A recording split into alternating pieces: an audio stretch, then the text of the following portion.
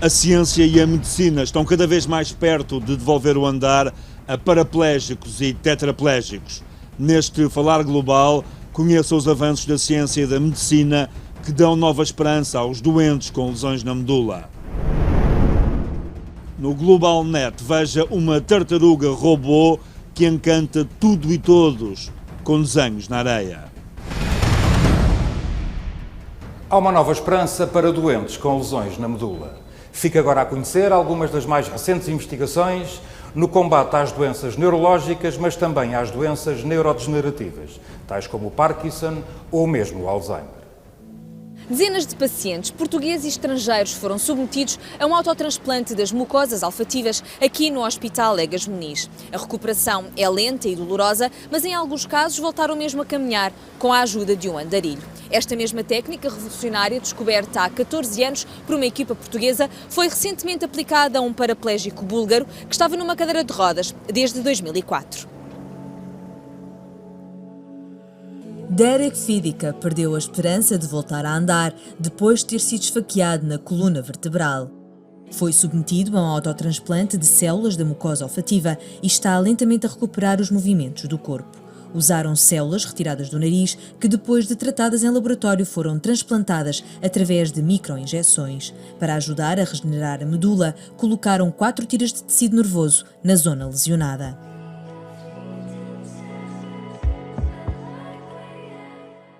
É precisamente com o objetivo de dar novas esperanças a estes doentes que a Santa Casa da Misericórdia de Lisboa lançou a segunda edição dos Prémios Neurociências.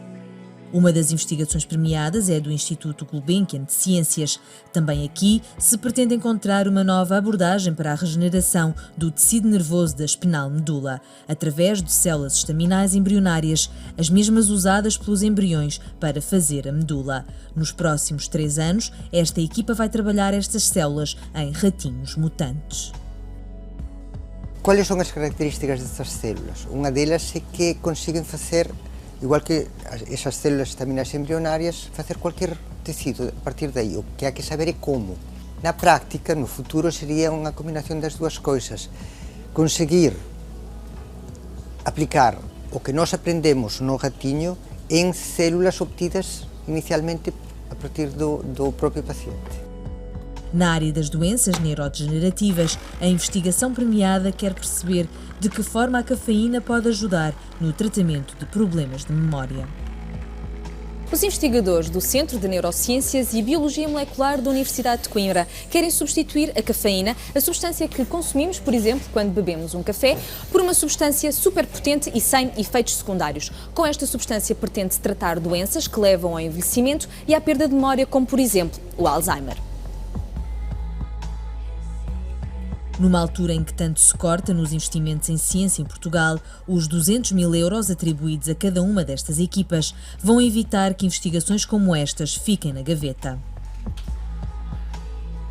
Vou poder continuar com estas experiências e vou poder contratar uma pessoa para ajudar também em isto a outra gente que está a trabalhar no laboratório e um reforço específico para algum ponto específico desta área. Aliar 2 cenários muito bons, um é acreditar na investigação científica nacional e nos nossos investigadores e outro é poder dar esperança a quem neste momento nós não conseguimos dar todas as respostas que gostaríamos de dar. Portanto, estamos a tentar apostar num futuro, vamos tentar apostar num futuro, ajudando também a comunidade científica nacional. No caso das lesões da medula, estas técnicas representam uma nova esperança para recuperar a mobilidade perdida. E é esta esperança de recuperar a mobilidade perdida de muitos que incentiva a comunidade científica a novas abordagens no combate às doenças neurodegenerativas. É por isso que hoje temos o privilégio de comentar esses avanços e ter a presença do professor João Lobo Antunes, que aqui nos recebe no Hospital CUF da Infante Santos. Senhor professor, muito obrigado pela sua disponibilidade. E, de acordo com a peça, a pergunta que lhe faço é se, no futuro próximo, é possível prever a cura, pelo menos em parte, das doenças da medula que atiram as pessoas para as cadeiras de rodas? Ou seja, acha possível uma alteração significativa na recuperação desses doentes? Eu acho que a história tem-nos ensinado que o conceito de possibilidade e impossibilidade não pode ser relativo. Não pode ser previsto, antevisto, porque de facto, olhando para trás, a sensação que nós tivemos é que a história da medicina é também a história de milagres, ou seja, coisas que se conseguiram, muitas vezes por observações casuais, e, portanto, é difícil.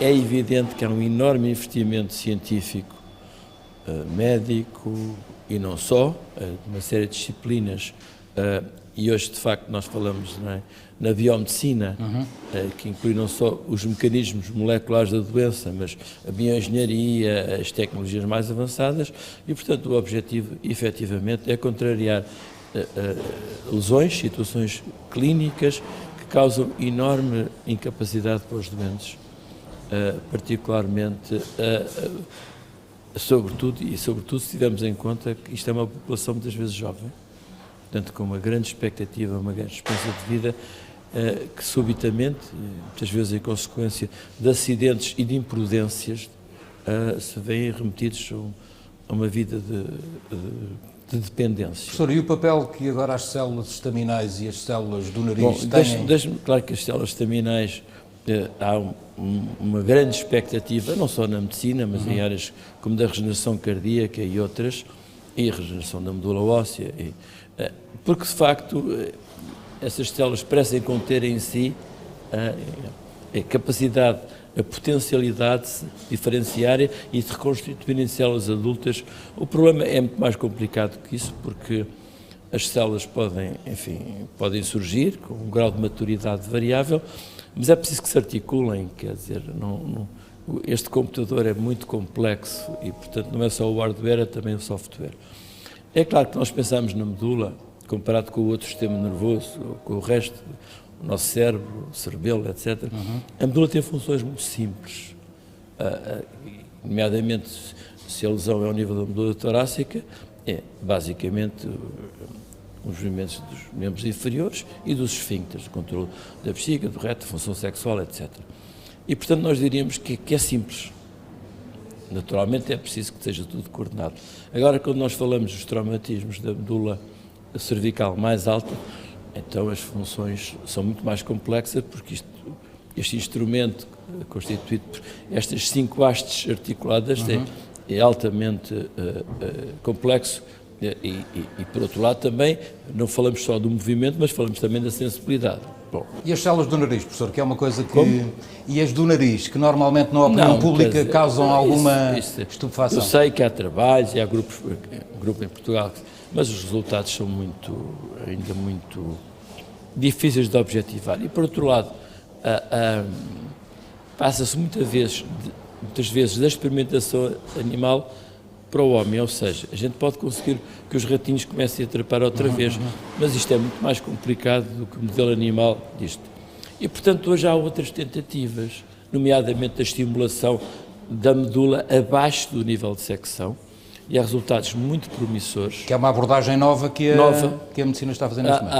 Há abordagens mecânicas de constituir próteses que permitam... Portanto, há várias linhas de investigação, umas eu diria mais biológicas, e outras mais no foro da engenharia. Professor, mas antes de continuarmos a nossa conversa, deixe-me dizer ao nosso auditório que a seguir ainda tem o Global Net para ver. Mais à frente neste Falar Global, mostramos-lhe a mais recente criação da Disney, uma tartaruga robô que encanta tudo e todos com desenhos na areia, para ver no Global Net. Professor, voltando à nossa conversa nestas novas abordagens e o papel da comunidade científica em Portugal, ou seja, comparativamente ao resto da Europa e do mundo, os grupos de investigação, a classe médica, está bem posicionada face a estas inovações? Um progresso notabilíssimo nos últimos anos, quer dizer, isso é indiscutível. E nós hoje temos grupos muito robustos a investigar tanto na área das neurociências como da imunologia, da oncologia, da oncobiologia, da biologia molecular e, sobretudo, há já grupos sólidos que atraem o melhor que há, e muitos dos portugueses, do que é agora popular chamar-se a diáspora, encontram aqui condições de excelência para poderem continuar a investigar. Professor, vou-lhe fazer uma provocação. O professor, além de médico, é um cientista, mas diga-me uma coisa, a medicina é também um ato de fé? De fé? Se não fosse um ato de fé, como é que a fé é um ato de fé? um ato de fé religioso para quem tem fé, é um ato de fé para quem acha que, por exemplo, que o ato cirúrgico tem uma liturgia própria de respeito. É uma arte, no fundo. E, portanto, eu acho que isto é um outro aspecto daquilo que nós fazemos. E também há uma fé no progresso, se quisermos, quer dizer, no acreditar que podemos ultrapassar-nos, que podemos transcender a nossa natureza humana, podemos ir mais longe. Nesse sentido, há um ato de acreditar nos milagres do espírito humano, como dizia o Montaigne, que se espantava, que obreiro de milagres é o espírito humano. E no combate, professor, e no combate às doenças neurodegenerativas, qual é aquela solução que neste momento o professor preconiza que no futuro possa trazer melhores resultados? Nós temos que perceber melhor a causa, quer, por exemplo, o Parkinson, sabemos muito já do Parkinson. Do Alzheimer. O Alzheimer sabemos mais, mas ainda há grandes perguntas e há grandes questões. E depois, em relação, por exemplo, à esclerose lateral amiotrófica, que eu diria que é a mais terrível doença degenerativa, isso é que a gente pode comparar. Claro. Entre esses males tão trágicos para os doentes e para os familiares, ainda há muito para investigar e, portanto, há, digamos, uma evolução que é assimétrica dependendo das doenças de que estamos a tratar. Agora, o grande desafio é certamente a demência, quer dizer, porque, enfim, a partir dos 80%, 25%, mais ou menos, os números são variáveis, portanto vamos ter uma população de milhares e milhares de pessoas com alterações cognitivas, que são digamos, a maldição do facto de nós vivemos muito mais tempo. E a cafeína aqui pode vir a ter algum papel? A cafeína. Porque ultimamente temos vindo a conhecer alguns estudos. O prémio da Santa Casa deste ano distinguiu um grupo que se tem interessado muito na investigação dos caminhos da memória. Aliás, há outro grupo em Lisboa. De Coimbra, e esse de Coimbra. E, portanto, a cafeína foi uma observação clínica. Até agora tem sido diabolizada muitas vezes a cafeína. E agora está-se a procurar perceber quais os mecanismos moleculares e neurofisiológicos que fazem com que a cafeína parece que tem uma contribuição para a memória e, portanto, Professor, o prémio que agora referiu da Santa Casa da Misericórdia de Lisboa, 200 mil euros, nesta altura de contraciclo e de crise económica generalizada, é de facto um grande incentivo. É um grande incentivo para os grupos de investigação. É evidente que é um incentivo generoso. Eu acho que é um mecenato inteligente. A escolha das áreas é importante. É evidente que há muito mais investigação na medicina regenerativa e no tratamento das doenças degenerativas que nos traumatismos vertebromodulares, e compreende-se que assim seja. Nós não estamos, no país, não estamos tão envolvidos na investigação ao nível da bioengenharia destas situações, mas temos cada vez uma engenharia biomédica mais forte e provavelmente é natural que surjam grupos interessados nessas áreas. Professor, e nós no futuro certamente cá estaremos e agradecemos-lhe muito a sua disponibilidade. Em nome do Falar Global e da CMTV, permita-me que o cumprimento. Muito obrigado. Foi um prazer tê-lo aqui em estúdio. Muito obrigado. E assim ficou aqui uma abordagem das principais inovações da medicina nesta área, de braço dado com a ciência e com a tecnologia. Foi o tema que hoje aqui deixamos no Falar Global.